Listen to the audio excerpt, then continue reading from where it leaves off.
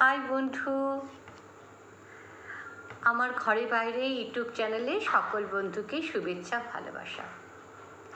আমি আগের দিন তোমাদের শুনিয়েছিলাম যে গঙ্গার আরেক নাম জাহ্নবী কী করে হলো। আজকে শোনাবো আমাদের দশম অবতারে মৎস্য অবতার। পুরাকালে সত্যব্রত নামে এক রাজা ছিলেন। সেই রাজা খুব ভগবানের ভক্ত ছিলেন। একদিন সেই রাজা কৃতমালা নামক এক নদীতে স্নান করতে গেলেন এবং স্নান করতে গিয়ে তর্পণ করতে হয়। তিনি যখন তর্পণ করছিলেন, সেই অঞ্জলি ভরে তিনি যখন জল নিলেন, সেই জলের মধ্যে একটা ছোট্ট মাছ উঠে এলো এবং তিনি তখন সেই মাছটাকে কমণ্ডলে ভরে তিনি তার বাড়িতে নিয়ে গেলেন।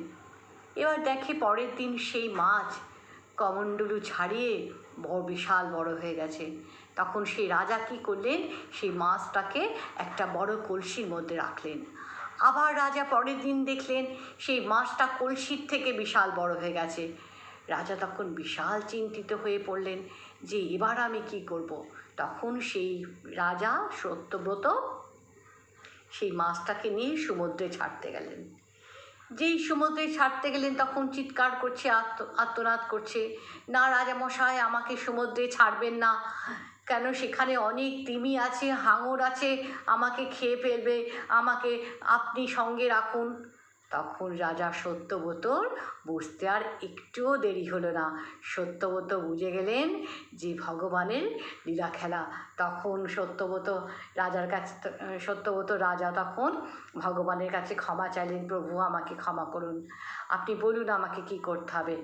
তখন বলল, শোনো সত্যব্রত, তুমি তো আমার পরম ভক্ত, তাই আমি তোমাকে বলি, আজ থেকে ঠিক 7 দিন বাদে পৃথিবীতে প্রবল আকারে প্রলয় শুরু হবে এবং সেই প্রলয়ে পৃথিবী জলরাশিতে পুরো ভরে যাবে।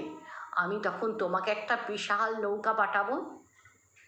সেই নৌকাতে তুমি জীব জন্তু গাছপালা তারপরে ফসল সপ্ত ঋষিদের নিয়ে তুমি সেই নৌকায় উঠে বসবে।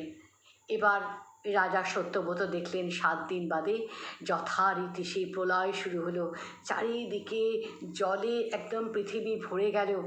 তখন সত্যব্রত তাড়াতাড়ি করে জীব জন্তু তারপরে সপ্তঋষি যারা ছিল তারা সব কে সেই নৌকায় তুলে নিয়ে সেই প্রবল জলরাশির মধ্যে পাড়ি দিলেন।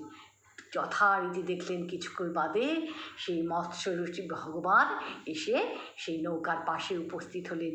তিনি সেই নৌকাকে বহন করে ধীরে ধীরে সেই বিপুল জলরাশির মধ্যে দিয়ে চলতে থাকলো সেই বিশাল মৎস্য।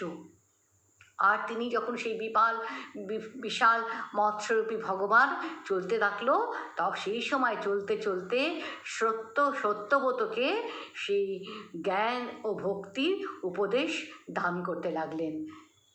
আর রাজা সত্যব্রত সেই উপদেশ শুনতে শুনতে শুনতে শুনতে বিশাল জলরাশি পার করলেন। এটাই ছিল আমাদের মৎস্য অবতারের গল্প। এখানেই শেষ করলাম তাহলে।